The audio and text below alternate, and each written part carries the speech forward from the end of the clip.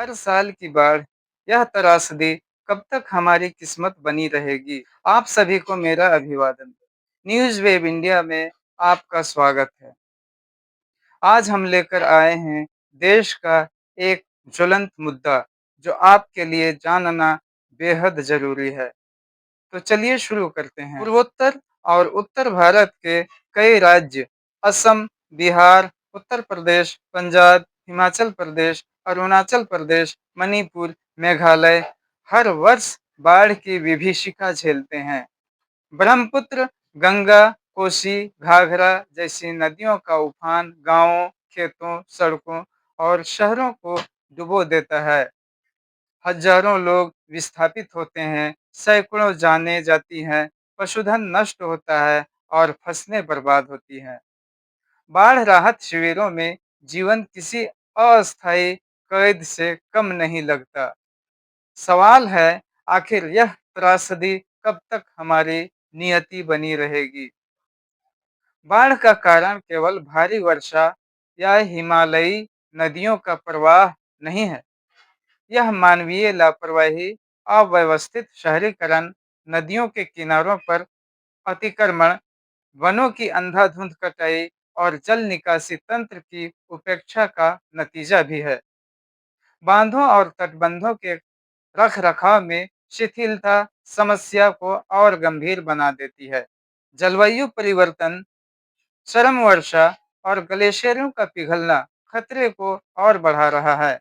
भारत सरकार और राज्य सरकारों की जिम्मेदारी केवल राहत सामग्री बांटने तक सीमित नहीं हो सकती।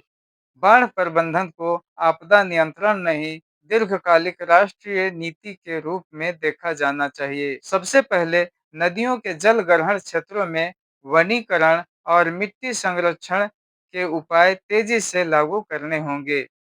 नदी तटों पर अतिक्रमण हटाना और प्राकृतिक बहाव मार्गों को पुनर्स्थापित करना आवश्यक है। तटबंधों और बांधों के नियमित निरीक्षण, मरम्मत और वैज्ञानिक पुनर्निर्माण पर निवेश बढ़ाना होगा। पूर्व चेतावनी तंत्र को तकनीकी दृष्टि से सशक्त बनाना समय की मांग है। सैटेलाइट डेटा, राडार आधारित वर्षा अनुमान और कृत्रिम बुद्धिमत्ता के जरिए बाढ़ पूर्वानुमान को गांव स्तर तक पहुंचाना चाहिए। राहत और पुनर्वास के ढांचे को भी अस्थायी रूप देना होगा, ताकि पीड़ितों को सम्मानजनक जीवन पुनः आरंभ करने में सहायता मिल सके। इसके साथ ही शहरी क्षेत्रों में जल निकासी ढांचे को मजबूत करना, वर्षा जल संचयन और भूजल रिचार्ज जैसी योजनाओं को कड़ाई से लागू करना आवश्यक है। बाढ़ प्रबंधन की दिशा में अंतर्राज्यीय सहयोग अहम होगा, विशेषकर नेपाल और भूटान से निकलने वाली नदियों के जल प्रवाह को लेकर साझा रणनीति बनानी होगी।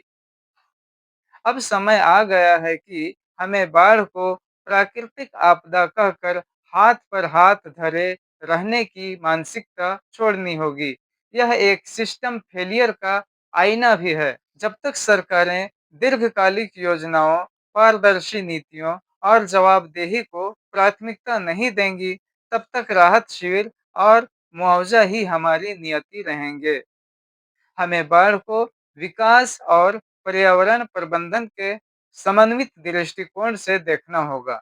तभी हर साल की यह तबाही थमेगी और करोड़ों भारतीय सुरक्षित भविष्य की ओर बढ़ सकेंगे। तो ये था आज का हमारा मुद्दा। अगर आपको ये वीडियो पसंद आया हो तो लाइक, शेयर और सब्सक्राइब करना ना भूलें। अपना सुझाव हमें कमेंट में ज़रूर बताइए। कल फिर मिलेंगे एक नए मुद्दे के साथ। तब तक के लिए धन्यवाद।